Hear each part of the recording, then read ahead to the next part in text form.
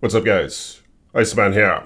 So, Frankie Fresh is a boomer like me, alright? He's been playing Diablo for a long time. He knows a lot about Diablo. He plays Project Diablo 2, which I think is the best way to play Diablo right now. Now, I am a fan of Diablo 4, and I'm going to play Season 5, but I've been holding myself off a little bit from the PTR. I'm just trying to kind of be a PTR virgin, if you will, and looking to save myself, alright? But I've been collecting data, collecting research and shit, just trying to form up an opinion on this PTR so far and what's to expect with Season 5. And I think it's going to be Season 4 only expanded, and from what I've seen so far, which is a good thing, but what I've seen so far is they're doing a couple things wrong. But nonetheless, Frankie Fresh is a Diablo veteran. I think he's married like me. He just has one wife, but nonetheless, he's been in the thicket for a while, all right? So let's see what he has to say about Diablo 4. I truly feel like this game Season is worth 5. playing now. Now you can log on and actually slay some monsters and have a pretty decent time. Tons of people were having a lot of fun. Overall, the world's the most alive that I've seen it. I feel confident in saying, if you installed this game and played it, you would have fun.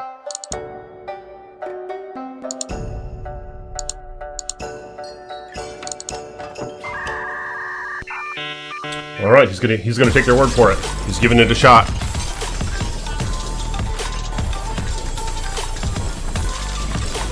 Legendary's falling from the sky. Did they say that wasn't gonna be the case? These Candy Crush bitches or whoever developed this game? Did they say that at first? Oh well, let's see what he has to say. Oh no.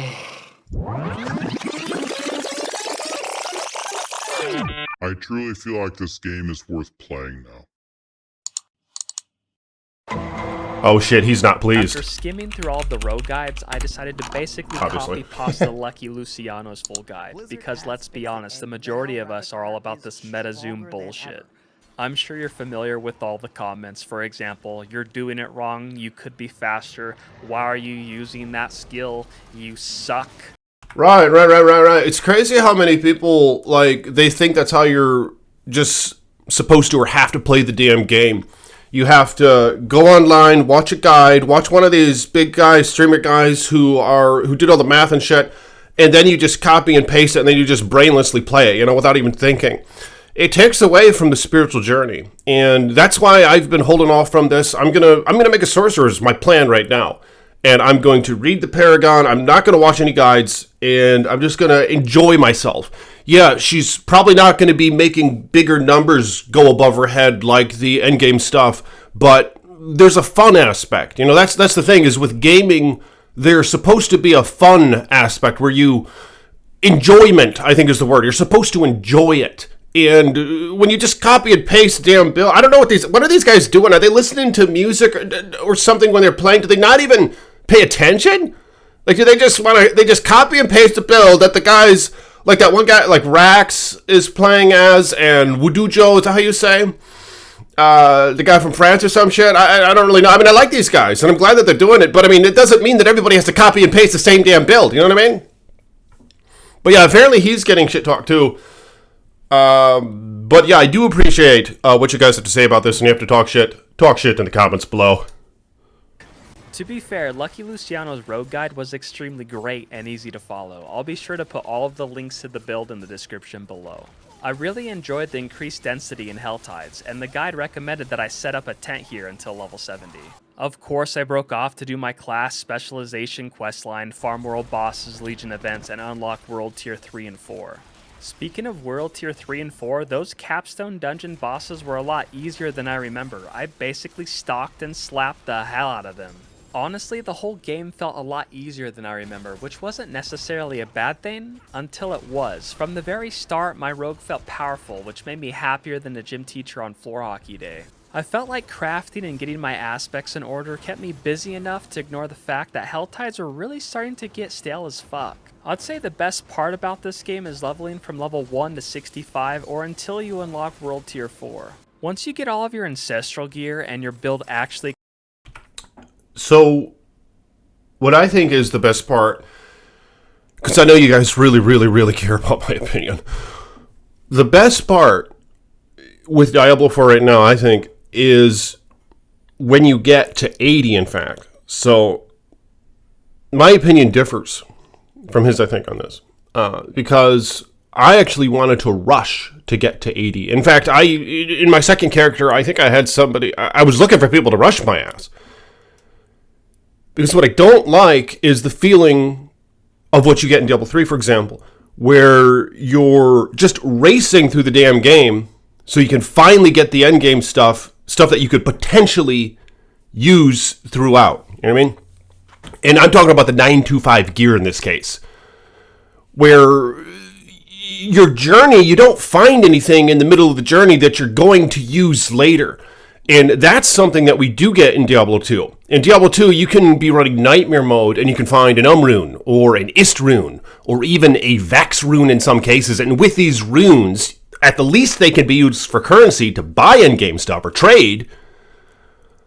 But also they can directly benefit your character. You can make godly rune words that you're going to use throughout. You know what I mean? So there's endgame potential rewards during your journey. But that's what Diablo 4 is missing. All your gear previous to 925 is just going to get tossed away and recycled. So I like to get to level 80 as fast as possible for that reason. And then I can start finding the stuff that I know I could potentially find a lot of value in. Because that's when I like to get down to the nitty gritty. Once I get a 925 piece, that's when it begins. Because then I know I can temper it. I can re-roll the aspects, I can masterwork it, and I can potentially have an endgame piece of gear, you know? And that's what it needs to have stuff that can be attained or found during your early chase, you know what I mean? Like levels 70 and under, or 80 and under, where you could still potentially find some of this stuff. That's why they need something, I think, like runes or something like that. I don't know. But let me know what you guys think about that in the comments below. It comes online, which really isn't hard at all since loot is basically raining from the sky. There's no longer any more interaction with other players. World bosses turn into big-ass loot pinatas. You seriously stop seeing the boss's mechanics in World Tier 4 since they basically just fall over. They just die right away. It's just crazy. Just roll your face on the keyboard. But I don't know if they can fix that because dead and you're rewarded. It's kind of like Diablo 2 in a way where the end game is just the bail runs. And in the bail runs, I'm talking about like D2R, for example, the non-modded Diablo 2. The bail runs, bail just dies in like a couple seconds as well. You know, it's the same sort of concept. Whereas if you start to beef them up, the more you do that in a game like this, the more it's going to funnel up the builds that can optimally kill them. You know what I mean? Because everybody just wants to kill them fast. So whether or not you give them a lot more HP or not, they're just going to want to kill them faster, as fast as possible, basically. So it's going to force everybody into the same couple builds. So I think that's the sort of thing that they're trying to balance out here. And, of course, the pit offers that sort of challenge to your character. But in the open world, it seems like they're trying to stray away from that. Like they put a cap on it. The cap is quite low, but that does allow for builds to thrive. You know what I mean? That does allow for a variety of builds to thrive where you could still kill them really fast and get your goodies. So I'm not sure if there's a good solution for this, but one thing that they need to do is they need to tone it down with all the exponential multipliers and shit, with like how each piece of gear you can temper like plus 200% to X skill. I think that's complete bullshit, because what that does is it forces us to use that skill, and all of the other skills then start to pale in comparison. So it's totally non-immersive. All of a sudden, you're casting all these cool other skills that look cool, but they're not doing any damage. You know what I mean? So it's a place to start. But let's see what else he has to say. With your next pile of loot, which gives no dopamine hit at all. Unless you're a Necro, there's no face roll, and you actually don't even need to touch the keyboard. Just put your Necro at an event while you AFK. Once I finally hit level 75, I was so excited to start Nightmare Dungeons. I was really craving a change of scenery from Helltides. If you plan it well enough, by the time you hit level 100, you should be close to maxing out all of your glyphs to level 21. At least the ones that you're using for your build. I believe I had 5 in my Paragon board. Around level 90, I started to remember why I quit this game back in Season 2. For some reason, I couldn't stand grinding Nightmare Dungeons over and over again. And I'd be lying to you if I didn't tell you that Nightmare Dungeons are so boring. What the hell is it about them? That's the thing that I didn't do with my Necromancer. Even though she was able to do pits 90 plus, this was before they nerfed the pits. And this was without looking at Guy, right? I mean, I deserve some credit for that. But I didn't level up my glyphs. Some of them were level 15, and that was like it. I didn't feel like doing the Nightmare Dungeons. I was just so involved in masterworking my gear and tempering and finding greater epic stuff. I didn't feel like going to the damn Nightmare Dungeon. There's not enough variety. I don't know what it is, but I don't like them. So, but I can understand what they're doing. They're trying to give you incentive to like level up an item.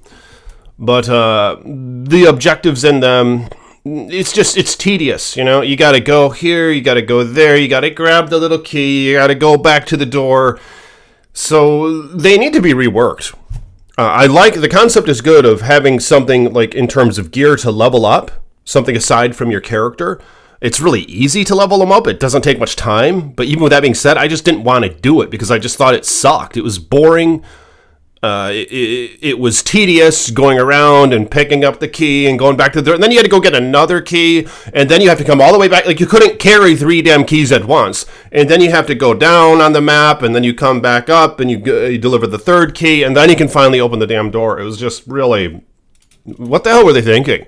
You know, and this is what makes me wonder who designed this game. Did these people even play Diablo? Because Frankie Fresh, for example, like I said, he plays Project Diablo 2.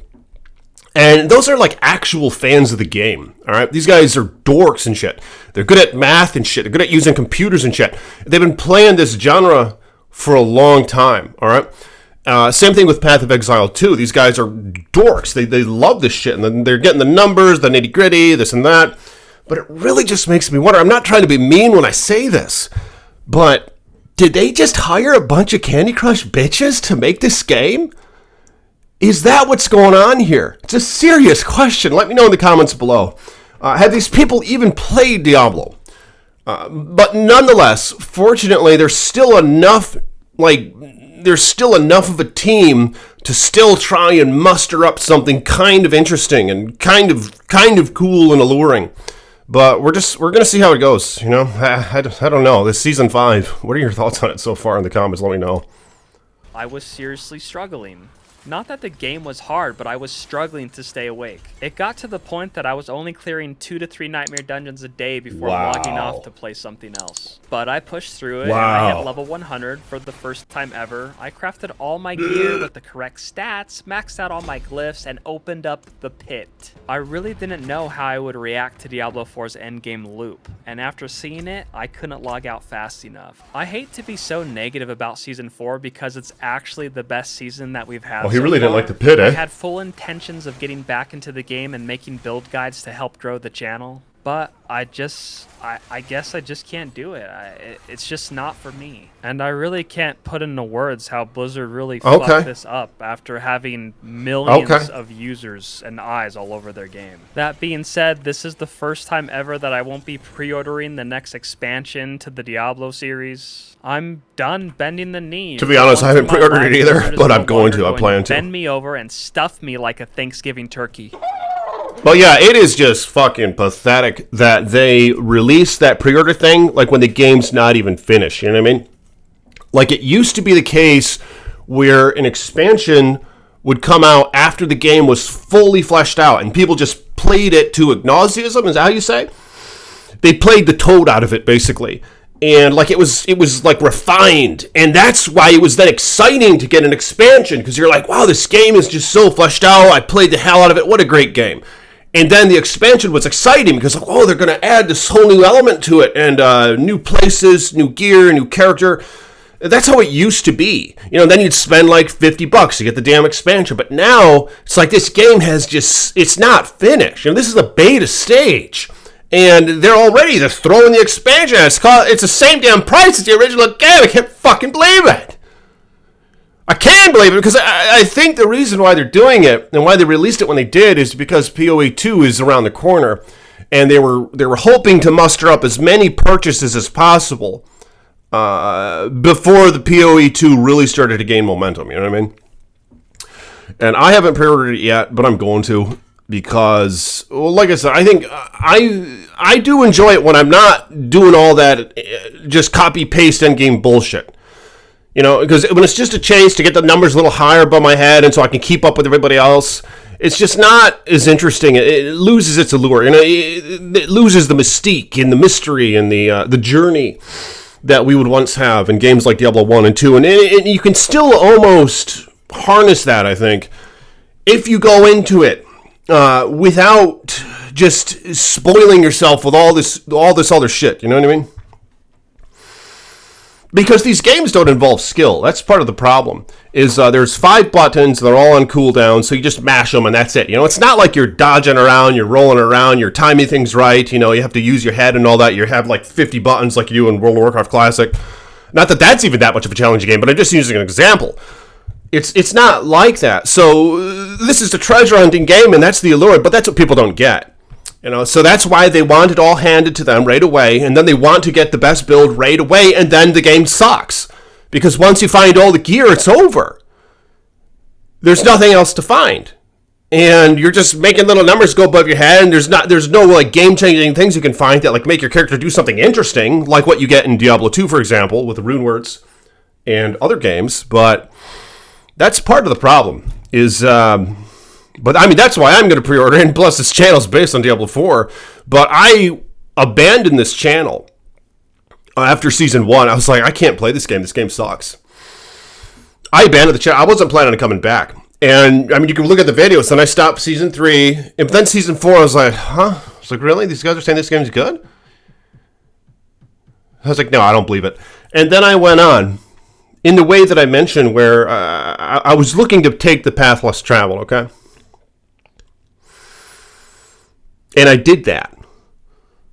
And I started to realize Season 4, I was like, oh, this is kind of interesting. Look at this. I mean, you got the tempering, and you got the re-rolling of the affix, and you got like risk and reward and punishment. You can break your damn items like in Project Diablo 2. It was like, and then you can masterwork them, and these Ubers are kind of rare. It's like, huh, this is kind of interesting. And there's all sorts of little tweaks and all that. Resource regeneration, resource on kill, life on hit, you know, all this other stuff. Yes, it's far from perfect. They have these multipliers are just way too big, which screws everything up. But I was like, oh damn. So I started making the videos again. And that's why I refuse to play this PTR anymore. I'm not going to do it. It's going to ruin the experience. I mean, for one thing, with PTRs, you find the exploitative builds, and then they take it away, so you can't play that fun, like, invulnerable build that you played on the PTR, and then you're all pissed off. I'm glad that people are playing the PTR, because they need that.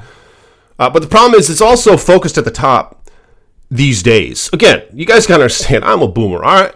I've been playing Diablo since Diablo 1. And nowadays, it's just like, everybody wants to copy-paste the build and just make it up to the top. But there's nothing at the top. You know, it's in the middle. It's somewhere in there. There's a rhythm in there. Right? It's like music and shit. You know, once you get to the top in a game that's just all about number crunching, you're down to one damn bill, and it's just numbers getting above your head. They're just a little bigger than before, and that's it. You know, it's boring. But that's why they need to add rarity of items and stuff. Bring it back. You know, stop just handing us all the gear. Not that I think that's going to happen, but I mean, yeah, I'm going to play Season 5. I'm going to pre-order the expansion when it comes out. I'll probably order it next week. I don't know, but I'm going to get it. And I'm holding out. You know, I'm hoping they're going to make a decent game, and I think that PoE 2 is going to be incentive for them to try to make this game good. And I am going to get PoE 2. I mean, shit, that game's free, and I'm going to be playing that on my other channel. So we'll see how that goes. I wasn't much in PoE 1, but I'm going to play PoE 2. But anyway, let me know what you guys think about that in the comments below. Okay, there's the end of the video. Like this video if you guys will. Subscribe to the page, and I'll talk to you next time. See you tomorrow. Peace be with you.